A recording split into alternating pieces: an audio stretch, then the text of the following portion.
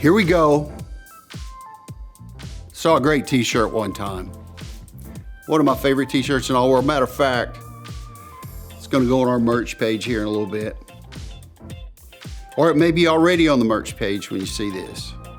It says this: Dad bod or father figure. If you look at our culture, it is clearly evident that there are not a lot of fathers around. And when I say fathers, I'm talking about men who are not perfect, but they love God and pursue relationship with Him. And they practice His word. And they begin to search out, and they walk with other men who are godly men who want to be good men and good sons and good fathers.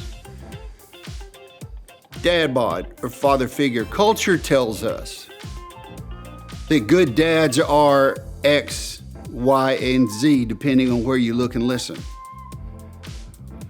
But to be a father figure, there's work to be done. There's studious labor that has to be played out.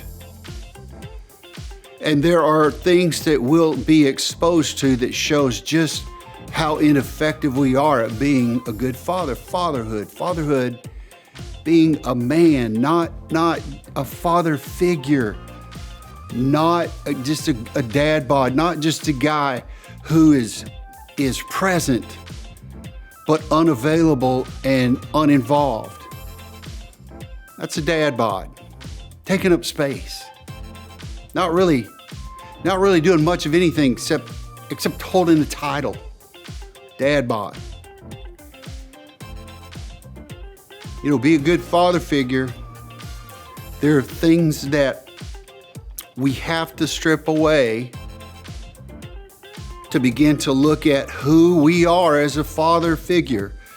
Our kids are our first priority. Our grandkids are our second priority.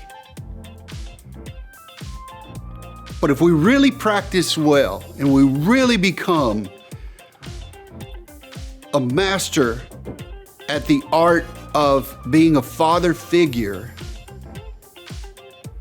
then there are a couple of things that happen that will multiply our father figure effect on all the people that are connected to our lives. That's really what this is about. Being a father figure, not just a guy that occupies space and wears a t-shirt that says dad. The father figure does this. Number one, he loves his kids. And he is the lover of God and shows God to his kids. He prays, he loves, he leads, he's involved, he's engaged, he's available.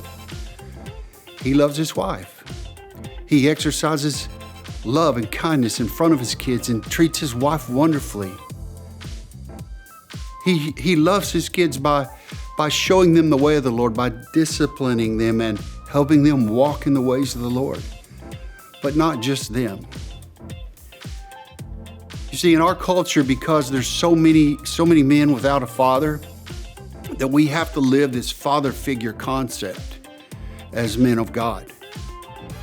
Not only are we fathers to our children and grandchildren and husbands to our wife, but we will also carry this weight along with us, this opportunity, whether we do anything or not, to be a father figure in the lives of men who didn't have a dad, who need exactly what you have. Not to overwhelm or take position or place over who you are or your responsibilities, but these guys look at you and watch you. You know, every godly man carries the office of being a father to his kids and his grandkids someday, eventually. But he also carries the title or the responsibility to be a good spiritual son and a good spiritual brother. And to some, you'll be a spiritual father. This all has to do with being a father figure. It all has to do with learning the art and the skill set being a father figure. Most guys tell me I'll never be able to do that. Yes, you will. If you don't quit and you find people who know how to do it and you walk alongside with them and love Jesus, you're gonna be just fine. So go do it. Be a father figure.